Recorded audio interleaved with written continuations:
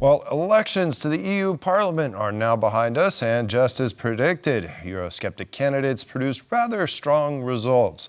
However, not everywhere. Here in Central and Eastern Europe, it's complicated to say the least.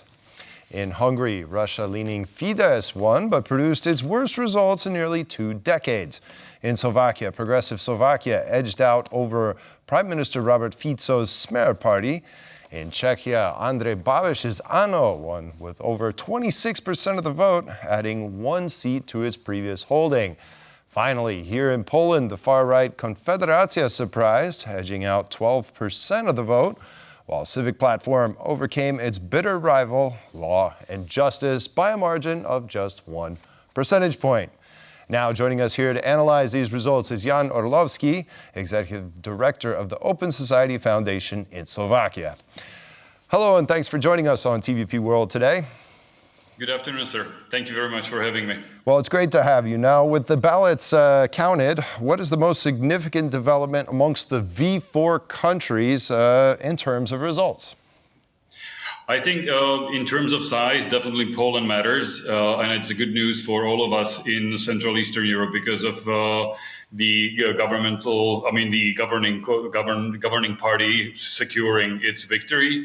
Thus, in terms of my country, Slovakia, it's also very good news that the opposition party of Progressive Slovakia has won because the Prime Minister Fico, who was recently assassinated, or there was an attempt on his life, actually gave a very vitriolic video just hours before the moratorium started, and everybody expected him to say something in terms of peace and love, but it was actually right against all the NGOs and stuff like that. So the fact that they lost and did not secure the triple win, meaning the parliamentary and presidential elections, is a good news that the coalition government is not doing that well. We see a very good and interesting result in Hungary that, as you mentioned, that Hungary in 20 years had the worst election results for Fidesz. And in Czech Republic, unfortunately, the very pro-European Fiala government has lost to Andrej Babiš, who actually is, I would say, right-wing populist. And it's not a good sign, but the Czech government has been struggling with its very pro-Ukrainian and pro-European stand. And it seems here in Central and Eastern Europe, at least, we didn't have tectonic shifts, say, for instance, like we've seen in France. So that's an interesting... I would maybe just add to the results of Konfederacja in Poland, very similar result in Slovakia, where the party called Republika, which is settled by mostly former fascists from the People's Party of our Slovakia, won exactly the same, almost exactly the same result as in Poland. So you see them second from the right.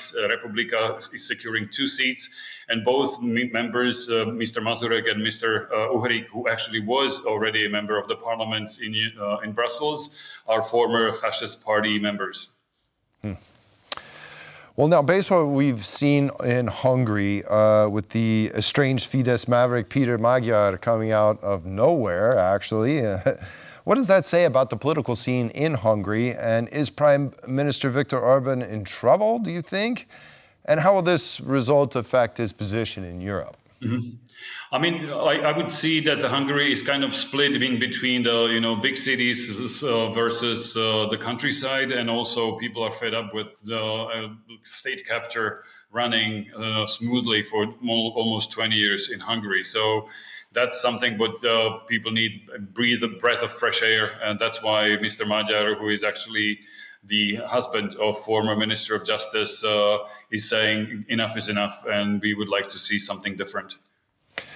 Right, certainly. Now, well, do you think that this will affect Viktor Orban and his, I guess his power more or less in Europe? I'm not sure if he's ready to change his rhetoric because it works for him, and suddenly he's still in very comfortable position within Hungary. Even his loss of just 1 seat in the European Parliament doesn't mean that much for him. I see more trouble for Slovakia, where out of 14 seats, 8 members of the European Parliament are not affiliated with any of the fractions within the European Parliament. Therefore, 8 people will be going for trips to Brussels mostly with no real political influence over the politics of the Parliament. Interesting. Now, before we get back to Slovakia, I'd just like to ask one more question about Hungary, because they had local elections that were coupled with the European elections. Do you think that that's in part why turnout was so big? And do you think that that helped Peter Magyar's party? Yeah, absolutely. I think it's the association of European elections with local elections does make sense. Because it's something what people care about much more than they care about local elections. Like in Slovakia, we had it split, so we had European elections separate from the parliamentary polls and also from the communal elections. And the last turnout in our parliamentary elections was almost 70%, while in European it was 34%, which is still the best historic result in 5 elections to the European Parliament. We were in previous 4 elections, dead last out of 27 members of the EU, running around 20%. Actually, I think our historic worst result was 9% participation. So 34 in these elections is for Slovakia something to be celebrated. Right, and in general, you see kind of this split, if you will, between Eastern European countries, Central and Eastern European countries, and Western European countries. Why exactly do you think that is? I think the pressing issues such as Green Deal or migration, which is the 2, I think, most pressing issues in the European Union, are not touching the East European flank all that much. I mean, we've had huge wave of Ukrainian migration happening just 2 years ago, but it was basically people of the same color, people of the same culture and religion. Therefore, we took it easy, and migration didn't really play a major role in European elections. But in countries such as Germany, France, or Italy, that's one of the very, very pressing social issues, and political as well.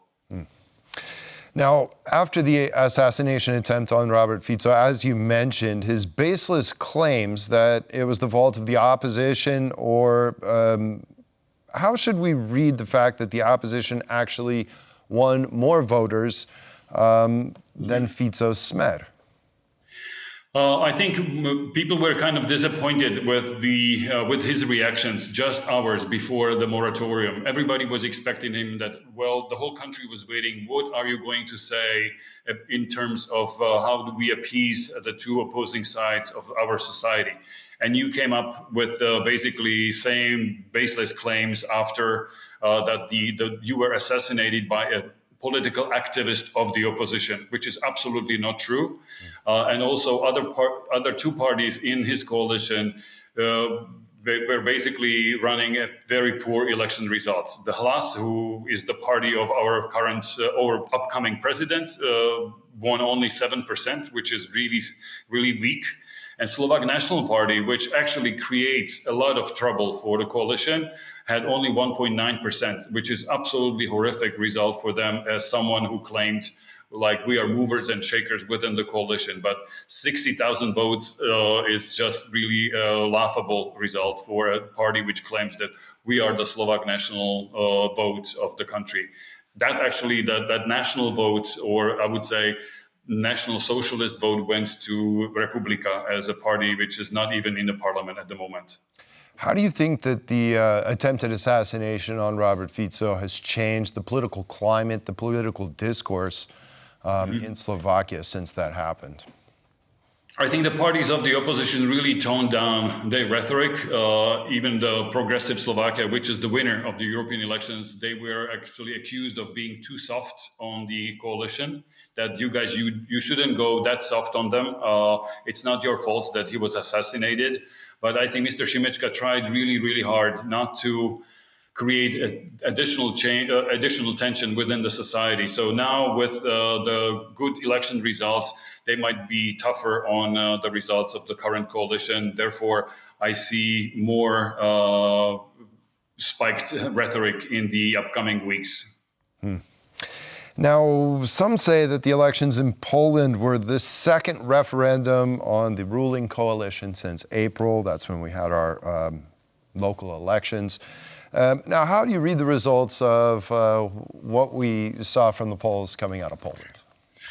For me, it's very hard to, since I've never lived in Poland for like any extensive period of time, I still see the society being kind of like polarized in a sense of, because the result of just one seat and only 1% difference between the previous coalition government leading party and now. So it's still very tense, but I think the Poles realize their historic role within the whole European Union project. That you in Poland look at the what's going on around Poland in a much deeper way than we do in Slovakia. I think we are very obsessed with navel gazing in the country, while Poland feels that we are a historically crucial country, and that's what voters said to the current prime minister, that we really care about what the role of Poland is in current Europe. Jan Orlovski, Executive Director of the Open Society Foundation Slovakia, was my guest. Thank you very much for joining us here on TVP World. Appreciate it. Thank you so much. Yeah, good day to you. Bye-bye.